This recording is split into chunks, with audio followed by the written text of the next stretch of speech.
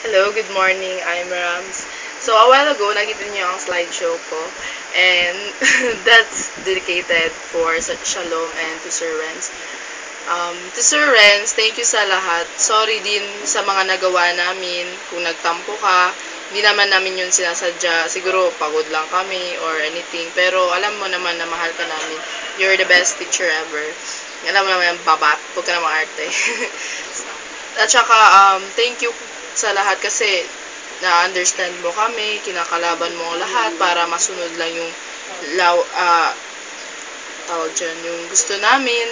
And we're lucky na naging teacher ka namin kasi tinuturo mo talaga yung mga, syempre yung lecture mo na maayos, and thankful talaga kami na naging teacher namin. Ayan, ikaw.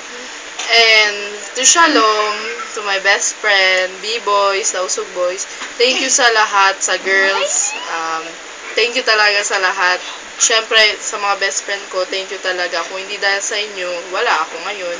Hindi din, I mean, hindi ako magiging ganito. And to the boys, thank you din. Kita nag-anak ka niya. At saka, sa mga, lahat ng Shalomians naman, thank you talaga sa lahat. I will miss you guys. Sana, maging successful tayo sa college natin and future natin. Sana, hanggang sa college, walang, katulad ng sinabi ni Shiba na walang samaan ng loob, sana okay tayong lahat, and sana walang magbabago.